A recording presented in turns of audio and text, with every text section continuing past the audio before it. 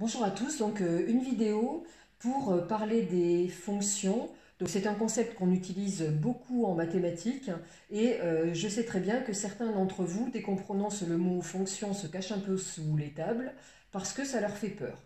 Or, je vais essayer de mettre en évidence le fait qu'une fonction, ça n'a rien de bien méchant. Je vais m'appuyer pour ça sur un petit schéma, voilà, qui va mettre en évidence qu'en fait, une fonction, c'est une machine à transformer les nombres. Donc une fonction, souvent on utilise les lettres F, G ou H, là je choisis F, et eh bien, on va rentrer un nombre dans cette machine à transformer les nombres. Donc ce nombre, ça peut être 3, 7, moins 4, 5 demi. Nous, en mathématiques, on utilise la lettre X qui désigne tous les nombres. Et ce nombre-là, on va lui faire subir la transformation qui a été prévue par cette machine. Donc en l'occurrence, le calcul que votre professeur de maths vous aura donné.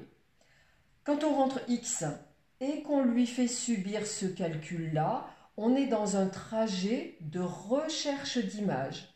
Donc en fait, l'image, vous la trouverez là, quand vous aurez l'image de X, quand vous aurez fait subir à X le calcul prévu.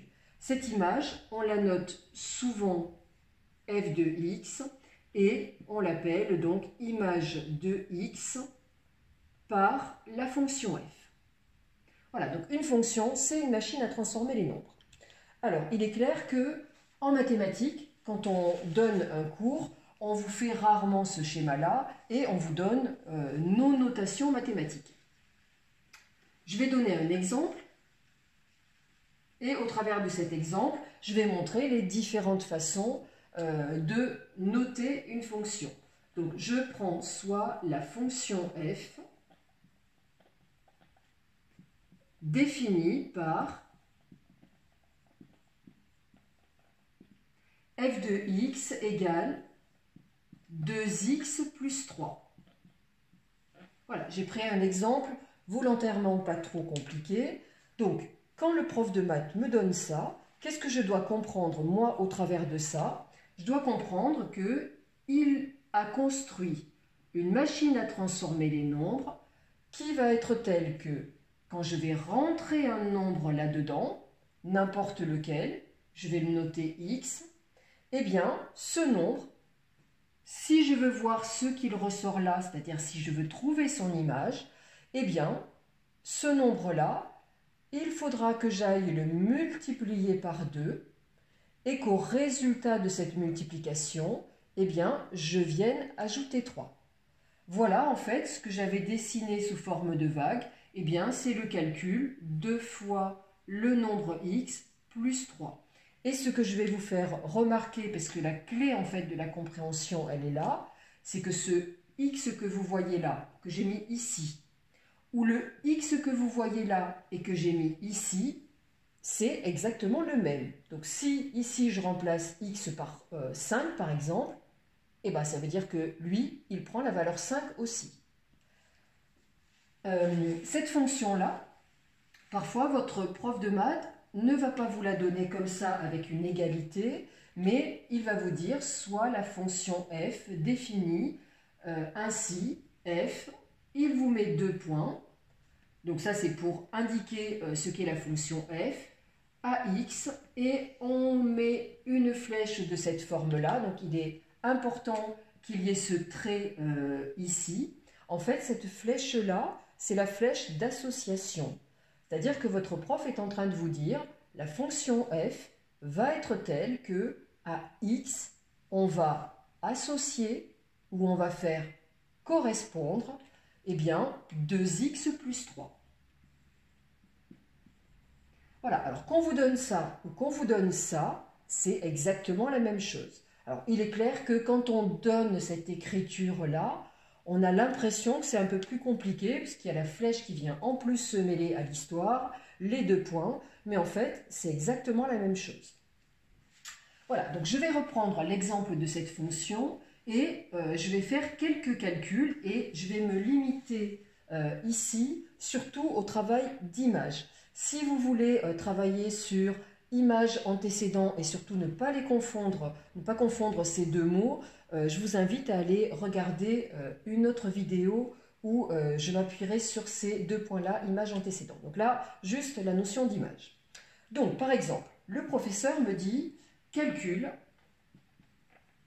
l'image de 1 ». Qu'est-ce que ça veut dire? Ça veut dire, hop, si je reprends ma petite image de machine à transformer les nombres, ça veut dire que le prof est en train de me dire, tiens, tu vois, cette machine-là qui transforme les nombres, cette fonction f, et bien, ce que je suis en train de te demander, c'est si tu mets 1 là-dedans, dis-moi ce que tu vas obtenir ici. Ben, si je mets 1 là-dedans, qu'est-ce qui va se passer? Eh bien, j'ai compris que mon petit phénomène de vague là, que j'avais dessiné va être remplacé par, quand je donne une valeur à x, qu'est-ce que je fais? 2 fois le x que j'ai pris, donc ça a remplacé mon x, donc je vais faire 2 fois 1 plus 3, et donc 2 fois 1 ça fait 2, 2 plus 3 ça fait 5, donc en fait, le professeur est en train de me demander de trouver ce nombre-là. Donc moi, je ne vais bien évidemment pas représenter les choses comme ça, c'est-à-dire je ne vais pas répondre en donnant ce petit schéma, mais c'est ce que je dois avoir dans la tête. Quand le prof me dit « calcule l'image de 1 », eh bien, qu'est-ce que je vais écrire? Là, ça c'est la place des x, ça c'est la place des f de x. Donc si x vaut 1, eh bien, ça c'est en fait f de 1. Donc, je vais tout simplement mettre en évidence, calcule l'image de 1, et bien l'image de 1, c'est f de 1, et f de 1, eh bien je vais faire 2 fois 1 plus 3, et ça va donc me donner 2 plus 3, qui donne 5. Voilà ce qu'est l'image de 1.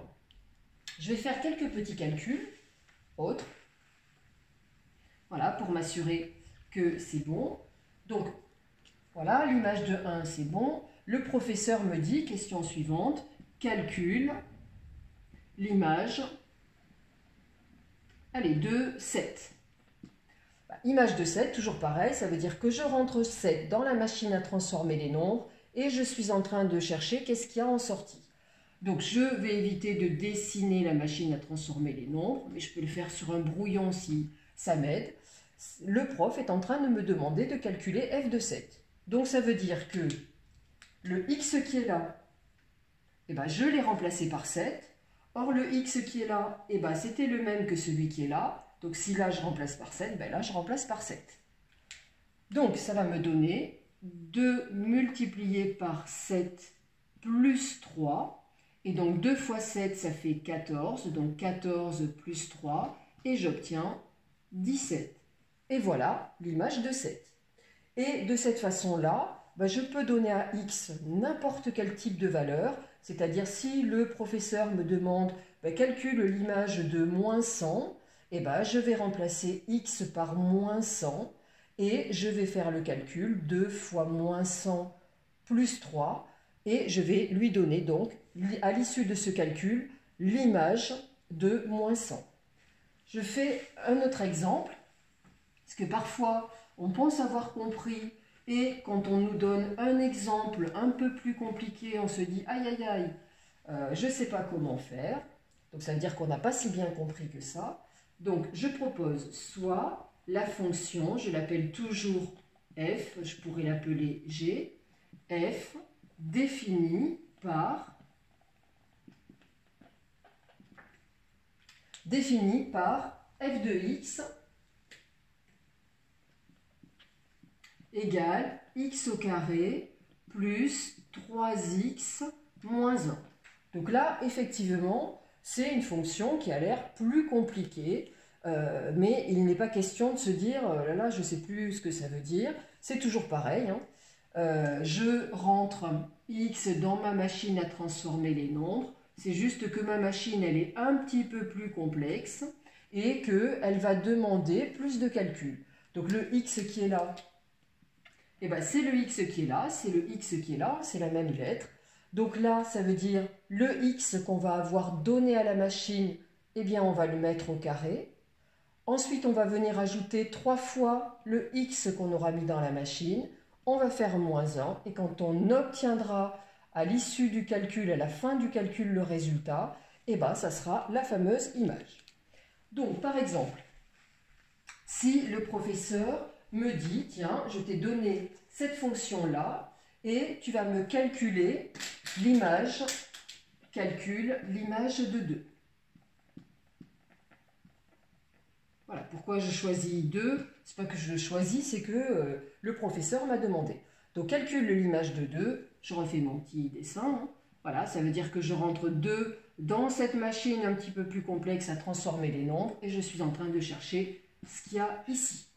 Eh bien, l'image de 2, hop, c'est f de 2. Et f de 2, je répète encore, le x qui est là, vous voyez bien qu'il vient d'être remplacé par 2. Or, le x qui est là, c'est celui qui est là et c'est celui qui est là. Donc, si je remplace celui-là par 2, eh bien, je remplace celui-là et celui-là par 2.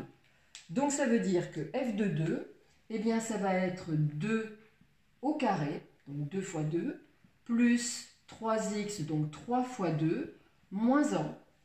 2 au carré, ça fait 4. 3 fois 2, 6, moins 1.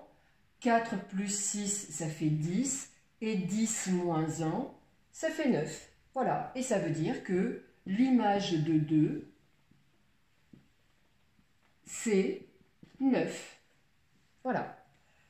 Donc j'espère que cette vidéo vous aura permis de comprendre qu'une fonction, c'est pas si méchant que ça, qu'en fait l'expression donnée par l'énoncé va faire tout le travail, et que cette expression donnée par l'énoncé, c'est tout simplement une machine qui transforme les nombres comme le professeur aura choisi de les transformer. Donc s'il y a des carrés, ça ne change pas. En fait, les calculs, c'est toujours le même style de travail. Voilà, j'espère que j'aurai été claire, surtout que j'aurai dédramatisé cette notion de fonction, parce qu'en réalité, ce n'est pas si méchant que ça.